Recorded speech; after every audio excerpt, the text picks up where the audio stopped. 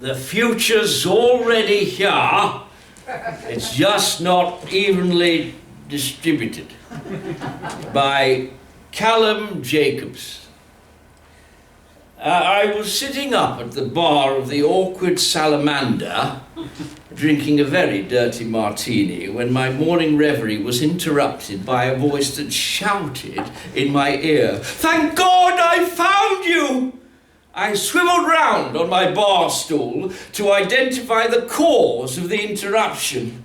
"I've been looking for you in every bar in Soho," the interruption gabbled, fingers pressed to his temples as he paused to catch his breath. I tried the Coach and Horses, the Toucan, the Three Greyhounds, the French House, where I have to say the language the barman used when I mentioned your name was decidedly Anglo-Saxon, the Dog and Duck, the Golden Lion, and several other establishments that didn't have names, nor, I'm fairly sure, the requisite licenses to sell alcohol or indeed permit human habitation. FYI, a gentleman at the Golden Lion by the name of Big Ray absolutely insisted that I pass on a message, and he made me repeat it 3 times to ensure I had it verbatim.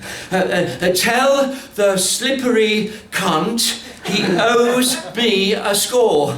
But none of that matters. All that matters is I found you. You're the only one who can help.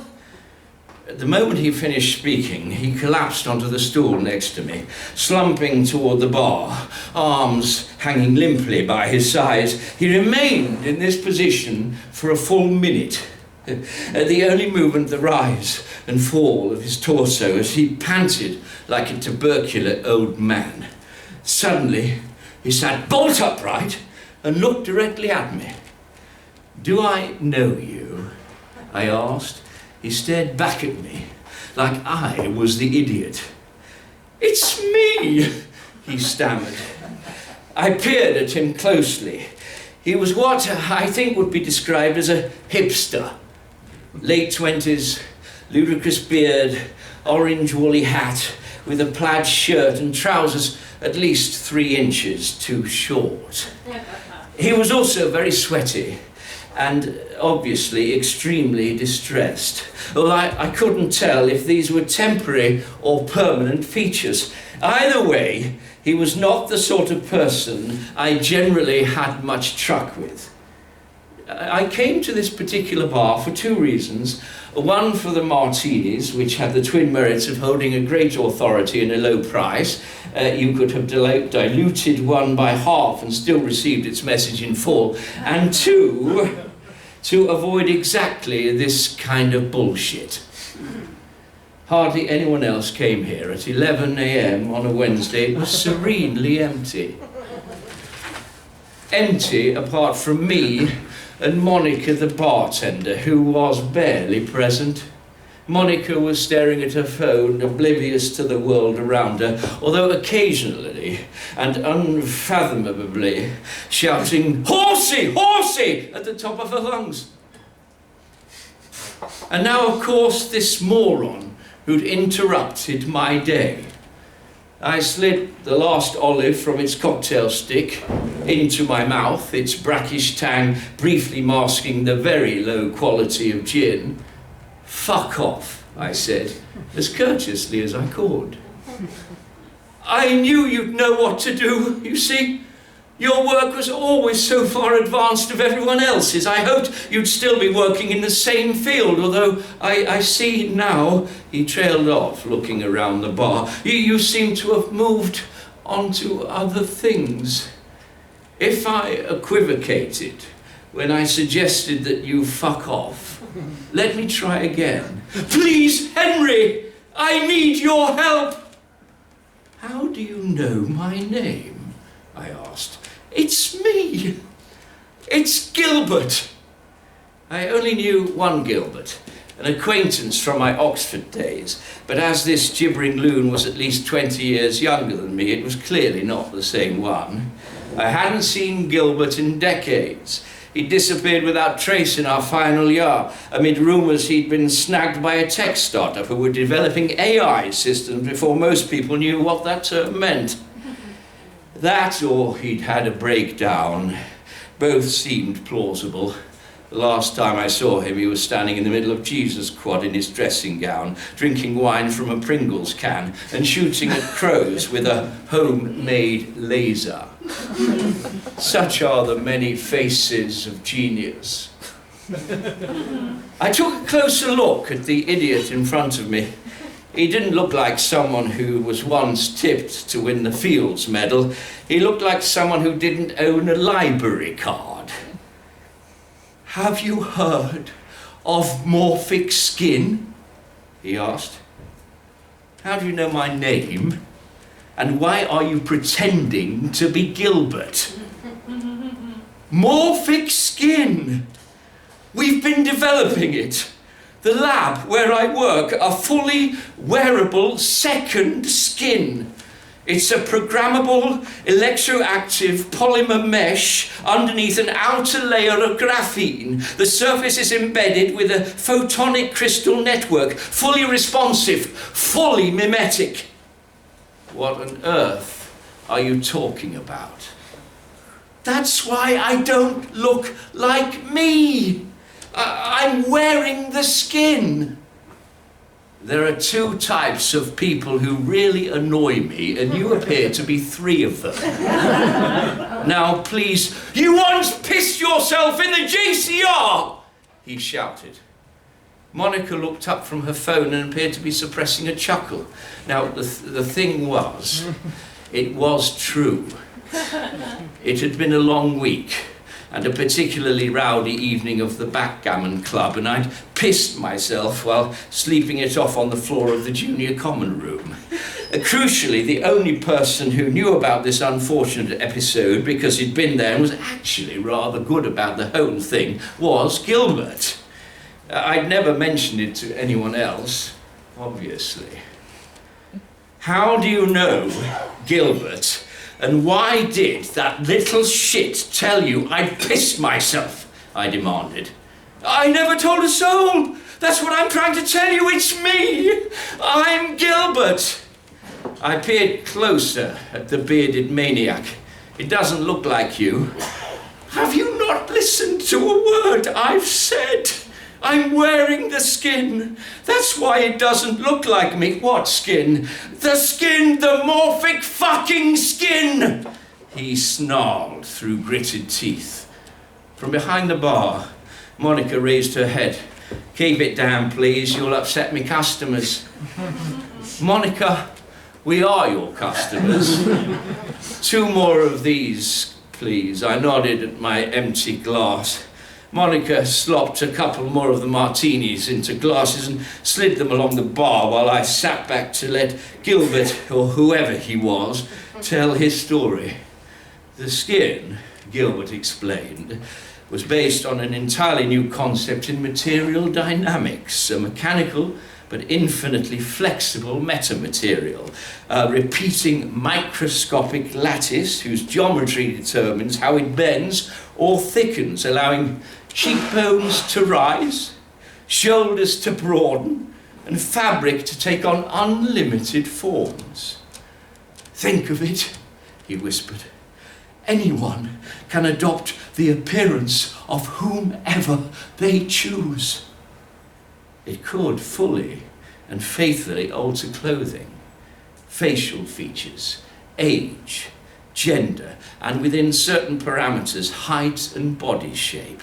It was, he assured me, the most extraordinary invention ever seen. It was, he insisted, utterly revolutionary. There was just one problem. "It's stuck," Gilbert said. "Stuck? Stuck? I'm stuck. The skin is refusing to turn back to me." "Isn't there a button you can press?"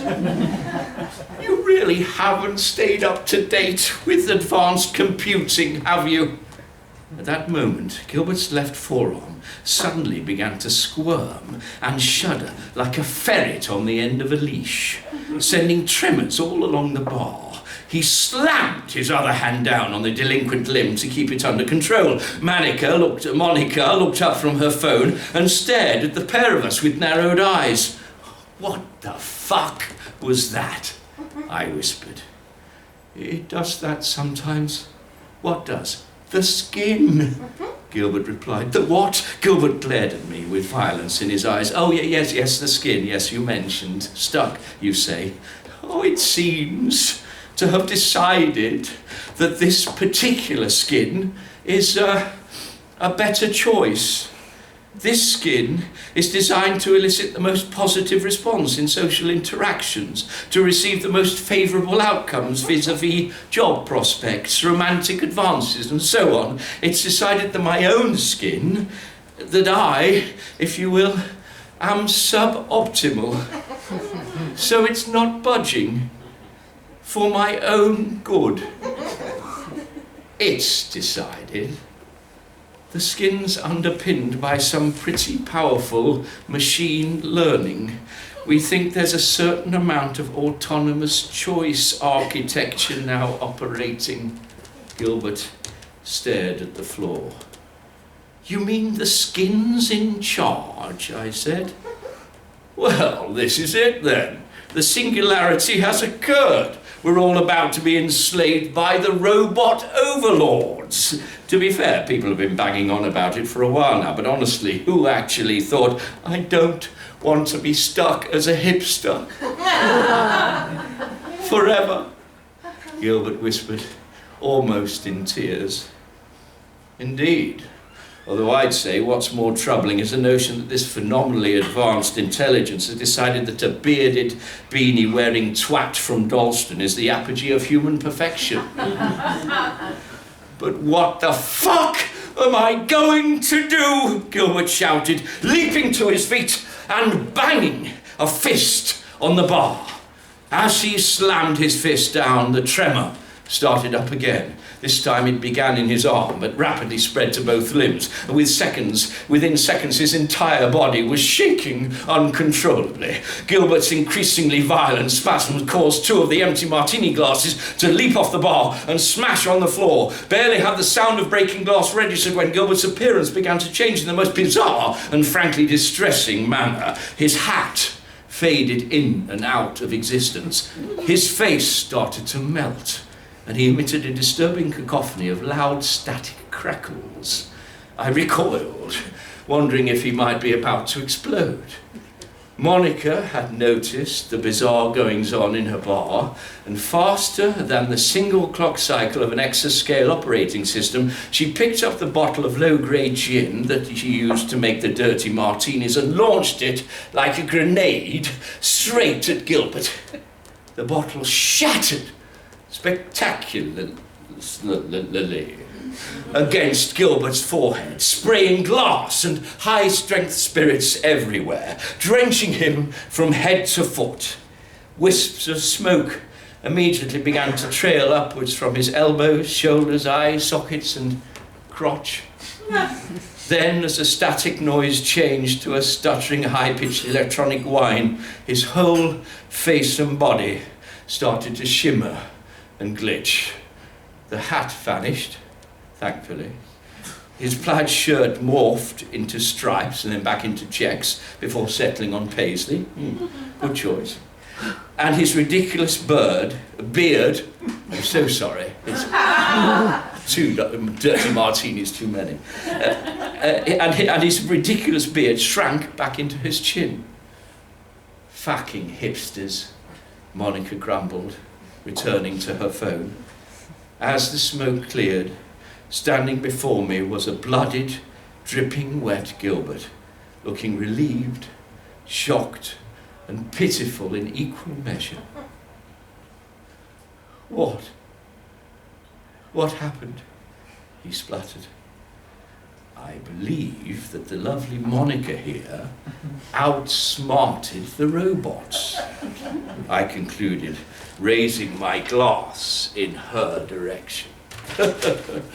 "Some kind of short circuit, I imagine. That gin is not to be messed with." I ordered 2 more martinis And as we drank them in silence, I felt reassured about the future of humanity. Because although there'd always be Gilberts driving change, disrupting the system, pushing the boundaries, there would also be Monicas with the effortless ability to throw a giant oil-stained spanner in the works to fuck things up. Cheers.